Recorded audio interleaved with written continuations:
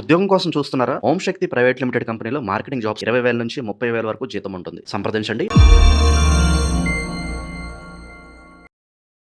ప్రస్తుతం మనతో పాటు ప్రముఖ ఆధ్యాత్మికవేత్త, జ్యోతిష్య వాస్తు పండితులు బ్రహ్మశ్రీ ఉమామహేశ్వర సిద్ధాంతి గారు మనతో ఉన్నారు. గురువుగారితో మాట్లాడదాం.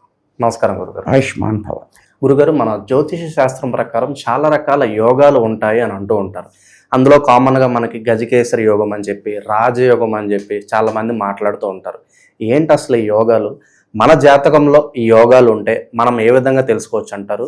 సంకేతాలు అందుతాయా ఈ యోగాలు మన జాతకంలో ఉంటాయా? ఉన్నా ఇక్కడ జ్యోతిష శాస్త్రాన్ని గురించి యోగాలు ఎన్ని ఉన్నాయి అంటే చెప్పడం అనేది చాలా కష్టమైన విషయం. రోగాలు ఎన్ని ఉన్నాయో యోగాలు అన్నీ ఉన్నాయి. సంగీత శాస్త్రంలో రాగాలు ఎన్ని ఉన్నాయో యోగాలు కూడా అన్నీ ఉన్నాయి. ప్రతి యోగానికి ఒక్కొక్క నిర్దిష్టమైన పేరుంది. ఆ పేరుని బట్టి అనేక మంది అలా ఉంటారు. రాజయోగము అని చెప్పావు నువ్వు.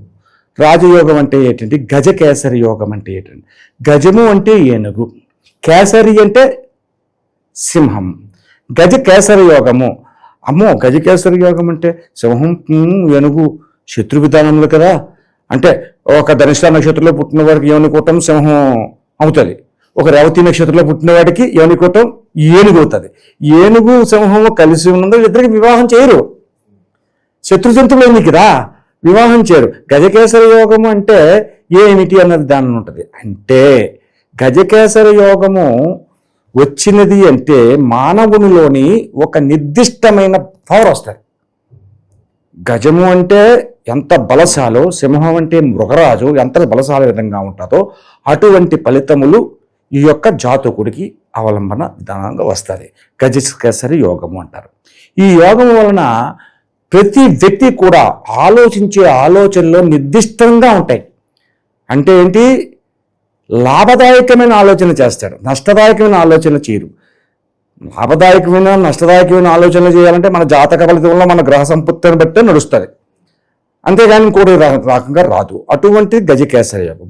గజకేసరి యోగముగా చెప్పుకోవాలంటే శ్రీరామచంద్రుని తీసుకుందాం ముందు.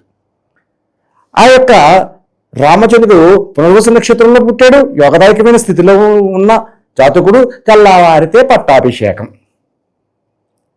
గజకేసరి యోగం ఉంది. తెల్లవారితే పట్టాభిషేకం. పట్టాభిషేకం అంటే అప్పుడు ఈయన గజకేసరి యోగం నడుస్తుంది. ఈ లోపులో మందర అనే ఒక ఆమె వల్ల కైకేయకు చెడు విధానంగా వార్తలు చెప్తుంది. నీ కొడుకుని పట్టాభిషిక్తం అవ్వాలి, ఎవరో కొడుకుని కొడుకు చేస్తాం ఎందుకని చెప్పేసి తప్పుడు మాటలు ఈమెకి చెప్పగానే, చెప్పుడు మాటలు చెప్తే వింటే ఎంతటి వారికైనా బ్రహ్మకైనా పడుతుంది రేమా తెగులు అంటారు. అటువంటి విధంగా ఈమెకి బుద్ధి మారింది. దశరథుడి దగ్గరికి వెళ్ళి ఒకానొక సమయంలో దశరథుడు ఈ యొక్క కైకేయమాతకు 3 వరాలు కోరుకో ఇస్తాను మంచి అన్నాడు. అదే వరాలు కొన్ని కథ వేరు, తర్వాత ఎప్పుడైనా చెప్పుకోవచ్చు. ఆ యొక్క వరాలు ఇస్తానన్నారు కదా, నాకు ఇప్పుడు కావాలి.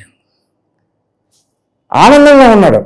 రాముడు అంటే దశరథుడికి చాలా ఇష్టం, ప్రీతి. అటువంటి వాడు పట్టాభిషేకం జరుగుతుంది. రాజ్యం అంతా ముస్తాబైపోయి ఉంది, తెల్లవారుతోనే కదా. అటువంటి పరిస్థితుల్లోని వరాన్ని ఇస్తానని కోరుకున్నాడు. రాముడు 14 సంవత్సరాల వనవాసం చేయాలి, భరతుడికి పట్టాభిషేకం జరగాలి. గతంలో ఒక వరం కొడుకుంది, ఇది ఇచ్చాడు, ఇప్పుడు 2 వరాలు కొడుకుంది.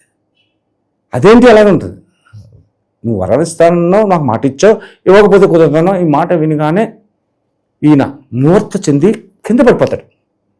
మూర్త చెంది కింద పడిపోయిన తర్వాత శ్రీరామచంద్రుడు అప్పుడు వస్తాడు. మాత నమస్కారమ్మ, తండ్రి గారు ఏంటి ఇలాగన్నారు. తండ్రి గారు ఒక కోరిక ఉంది అయినా అది నువ్వు తీర్చాలని చెప్పేసి అన్నారు, నువ్వు తీర్చితేనే జరుగుతుంది. తప్పనిసరమ్మా, నువ్వు చెప్పిన ఒకట, తండ్రి గారు చెప్పిన ఒకటి, తండ్రి మాటను జవాబు అనేది నా అభిమతం కాదు. ఏంటని అడిగాడు. ఏంటని అడిగితే నువ్వు ఇలా 14 సంవత్సరాలు వనవాసం చేయాలని చెప్పేసి కోరుకో. ఓకే చేస్తాను ఆయన. ఎందుకు చెయ్యాలి? నువ్వు అడిగావా, ఆయన అడిగాడా అని అడగలేదు, నేను చేస్తాను అన్నాడు.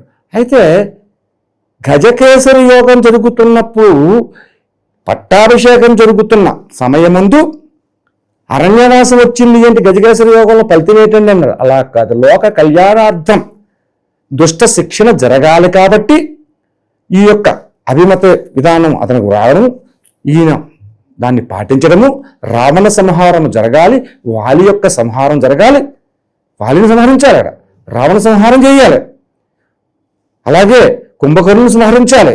ఇటువంటి కొన్ని సంహార విధానాలు జరగాలి. గజకేసరి యోగం అటువంటి విధంగా మలుపు తిప్పుతుంది మంచి మార్గాలకి. ఇవన్నీ మంచి లోక కళ్యాణార్థం, మనవద్ధంగా కాదు. గజకేసరి యోగం అంటే అటువంటి విధంగా వచ్చి నష్టము కష్టం అనేది కలిగినా కూడా రామచంద్రుడికి కష్టం కలగలేదు ఎక్కడాను. భార్య పక్కనే ఉంది, వర్ణ్యవాసం చేస్తున్న కొంతకాలం. లక్ష్మణస్వామి పక్కనే ఉండి ఎన్ను కాసుకున్నాడు. ఈయన మాత్రం ఆమె నడుచుకుంటూ వెళ్ళాడు, కానీ విజయాన్ని పొందాడు. అటువంటి విధానంగాను సంతరింపచేసేదే గజకేసరి యోగం. ఇటువంటి యోగాల్లో ప్రతిదానికి ఒక విధమైనటువంటి నిర్దిష్టమైన పరిణామం ఉంటుంది, ఒక విధమైనటువంటి పలుకు ఉంటుంది. అటువంటిది తెలుసుకోవడమే ఈ యోగాల యొక్క విధానాలు.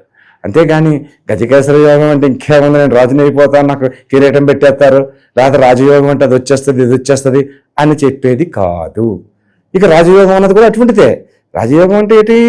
భార్యా బిడ్డలని, కన్న తల్లిదండ్రులని, పుట్టిన బిడ్డలని, అందరినీ, అత్త మామలని, బంధువర్గాన్ని సమతల్యంగా చూసుకోవాలి. నీలో ఓపుకుంది కష్టపడి పని చేసుకుని వచ్చిన దండంతో వీళ్ళనందరినీ పెంచి పోషించుతూ కన్న బిడ్డలకి కట్టుకున్న భార్యకి న్యాయం చేయాలి, ఆమెని బాధ పెట్టకూడదు. అలాగే కన్న తల్లిదండ్రులు అసలు బాధ పెట్టకూడదు, వాళ్ళకి కావాల్సినంత న్యాయం చేయాలి. భార్య అత్తగారిని మామగారిని అత్తగారిని సరిగ్గా చూడొద్దు అని కోడలు అన్నా కూడా మంచి మాట అమ్మా నువ్వు చెప్పావు కదా నేను వింటాను అని చెప్పేసి ఆమె నచ్చ చెప్పుకోవాలి. ఇటు వీళ్ళవే బుధ ఆదిత్య యోగము, చంద్రమంగళ యోగము, ఇలా చాలా ఉన్నాయి. ఈ ప్రతి యోగానికి ఒక్కొక్క కారణం ఉంటుంది, దాన్ని తెలుసుకోవాలి. నువ్వేం తెలుసుకోక్కర్లేదు. నీ జాతకంలో నీకు సక్రమంగా ఉందంటే దైవ అనుగ్రహత మన మీద ఎప్పుడైతే ఉందో నీ బుద్ధి కూడా వక్ర మార్గము పట్టకుండా సక్ర మార్గంలోకి తీసుకెళ్తాది అన్నదే తెలిపేదే యోగా. ఆ మాట చెప్పకూడదు.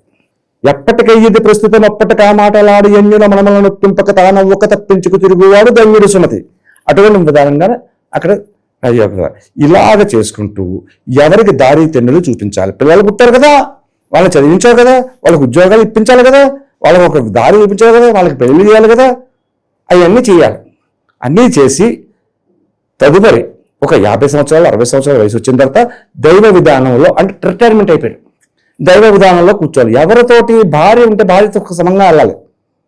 వెళ్ళి స్వామి ఇంతవరకు మమ్మల్ని పెంచావు పోషించావు, నాకు అన్ని కోరికలు తీర్చావు, అన్నీ బాగానే ఉంది, నీ దయ అంతవరకు శుభం జరిగింది, కాబట్టి ఇప్పుడు నాకు ఏ విధమైన ఆటంకం లేక నీ మీద భక్తి ప్రవృత్తులు పెంచి నా యొక్క చివరి నజిలికి ఆహ్వానించు స్వామి అని కోరుకునేదే రాజయోగం. అంతేగాని రాజయోగం అంటే ఏదో వచ్చేస్తాయి, సిర్లు వచ్చేస్తాయి, సంపదలు వచ్చేస్తున్నాయని కాదు. ఆ రాజయోగం అనేది వచ్చింది అంటే బుద్ధి ఈ రకంగా మార్పు చెందుతుంది. బుద్ధి ఈ రకంగా వక్ర బుద్ధి కాకుండా సక్రమమైన ఆలోచనలు మైండ్లోకి వస్తాయి. ఎప్పుడైతే సక్రమైన ఆలోచనలు వచ్చాయో అన్నింట శుభదాయకమైన ఫలితాలు మానవుడు పొందగలడు. ఇది నువ్వు చెప్పిన రాజయోగము, గజకేసర యోగము, విమల యోగము, అమల యోగము. గురుగారు, ఈ యోగాలు మన జాతకంలో ఉన్నప్పటికీ కూడా కొన్ని పనులు చేయడం ద్వారా యోగం ఉన్నప్పటికీ అవి దాన్ని ఏమంటారు పని చేయకుండా పోతుందంటారా? నెక్స్ట్ ఒక బుధ ఆదిత్య యోగం ఉంది. అంటే బుధ ఆదిత్య యోగం అంటే నిపుణ యోగం అని అంటారు. బుధుడు రవి కలిసి ఉన్న చోట బుధ ఆదిత్య యోగం వస్తుంది. అంటే బుధుడు రవులు కలిసి ఉన్న జాతకాలు చాలా మంది ఉంటాయి. ఆ యొక్క గ్రహముల మీద చెడు గ్రహ దృష్టిలు లేకుండా ఉండి అపసవ్య విధానమైన చూపులు లేకుండా ఉంటే ఆ యోగం ఫలిస్తుంది. అంతేగాని దాని మీద శత్రుగ్రహ దృష్టి ఉండి రాహుకేతువుల దృష్టి ఉండి ఇటువంటి విధంగా ఎప్పుడైతే ఉందో ఆ యోగం యోగించదు, ఫలించదు. అంటే బాబు నీకు మేమేమో చెప్తుంటాం, నాయన నీకు నిపుణ యోగం ఉందయ్యా, నిపుణ యోగం నీకు ఫెయిల్యూర్ అవుతుంది, దాని విత్తన విధంగా వస్తుంది అంటాడు. ఆ మాట అనగానే అదేంటండి అది ఎలా జరుగుతుందండి? నిపుణ యోగం అంటే ఏంటి? ఆలోచన శక్తికి సంబంధించిన విధానంగా ఉండాలి. ఆలోచన శక్తి విధానంగా ఉండాలంటే ఈ నిపుణ యోగం ఫెయిల్యూర్ అవుతుందంటే అర్థం చేసుకునే విధానం ఎలా కనపడుతుంది అంటే మనం అర్థం చేసుకోవచ్చు. ఎలాగ వస్తుంది అంటే ఒక ఫర్ ఎగ్జాంపుల్ ఓ పెన్ను కొనాలి, జేబులో ఉన్న పెన్ను కొనాలి. ఈ పెన్ను కొనాలంటే షాప్కి వెళ్ళిన తర్వాత సార్ ఈ పెన్ను ఎంత అండి అని అడిగాం. నిపుణ యోగంలో ఉన్న వ్యక్తి అడుగుతున్నాడు పెన్ను ఎంత అన్నాడు. పెన్ను ఎంత అంటే దీని ఒక 40 రూపాయలు ఉంటుంది. నేను ఏమంటాడు, ఏ కంపెనీ అండి అని అడిగాడు. ముందుతో రేట్ చెప్పి లోపల కంపెనీ ఏంటండి, దీని గ్యారెంటీస్ ఉన్నాయా, దానికి ఉందా అని చెప్పేసి అడిగాడు. ఆఫ్టర్ ఆల్ పెన్ను 40 రూపాయలు వాల్యూ. వీడికి చిరాకు వచ్చింది. వీడికి మన వల్ల కాదురా బాబు, వీడికి కుశలు ఎక్కువ వేస్తున్నాడని చెప్పేసి పక్కన కుర్రోడు ఉంటాడు కదా అసిస్టెంట్, వాళ్ళని తీసుకొచ్చారు. బాబు ఈ దారం చూడమ్మని చెప్పేసి అప్పు చెప్పారు. ఆయన వస్తాడు, చూడగానే మనిషిని అర్థం చేసుకుంటాం, పెన్నంత ఇది చాలా గడసరగా మాట్లాడుతున్నాడు అని నా ఇంటి ఇచ్చారు కదా, అయ్యి బాబు మీరు చాలా తెలివైన సార్ అన్నాడు. అనగానే మన కూర్చోం ఛాతీ పెరిగింది. అవునా తెలివైన వాళ్ళే, పెన్ ఏంటి కంపెనీ ఏంటి, పలానా కంపెనీ అండి బాగుంది, మీరు మంచి పెన్ను సెలెక్ట్ చేస్తున్నారండి. వీడి పెన్ను రేటు చెప్పట్లేదు, ఇక అది అడగకుండానే మీరు మంచి పెన్ను సెలెక్ట్ చేస్తున్నారండి, మీరు అది చేసుకున్నారు ఇది చేసుకున్నారు మిమ్మల్ని పొగుడు ఉన్నాడు. వీడు ఉప్పు తగ్గులు అవుతుంటాడు. అయిన తర్వాత ఈ పెన్ కాస్ట్ ఎంత, ఓన్లీ 40 రూపీస్. అప్పుడు అడుగుతాడు అనమాట. 30 నిమిషాలు మాట్లాడిన తర్వాత పెన్ ఖరీదు ఎంత అని అడిగాడు. ఈ పెన్ ఖరీదు ఎప్పుడు అన్నా 200 రూపీస్ సార్ ఓన్లీ. చెప్పడం కూడా ప్రాక్టీస్ ఉంటుంది. ఓన్లీ 200 రూపీస్ సార్ ఓన్లీ అనగానే అప్పుడు మాకు తప్పు చెప్పారా అని అనుకుని మన తెలివితేటలు ఉపయోగించాలనుకుంటాడు. అయ్యి నాకు తెలియదుకున్నావా, మొన్నే మా ఫ్రెండ్ ఒకటి కొన్నాడు, అది ఎంత అనుకుంటున్నావు 140 రూపీస్, నువ్వు చెప్పింది 200 చెప్తున్నావు అంటే 60 రూపాయలు ఇచ్చి చెప్పిపో, తప్పు చెప్తున్నావు. అయ్యి బాబు గురుగారు చాలా తెలియలేదండి, నిజంగా రేటు కూడా మీరు తెలుసుకుని వచ్చారు. నిజాను ఏదో కుర్తండి మా వ్యాపారం కదా, సరే 140 రూపాయలు తీసుకోండి అని చెప్పి 140 రూపాయలు ఇచ్చారు.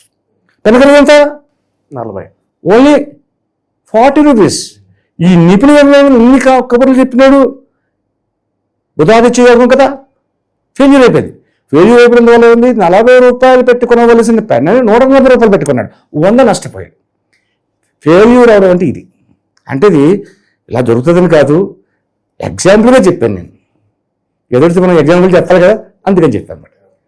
ఓవరాల్గా మన జాతకంలో ఉండే యోగాల గురించి మంచి విశ్లేషణ అందించారు గురుగారు. ధన్యవాదాలు. ఆయుష్మాన్ భవ.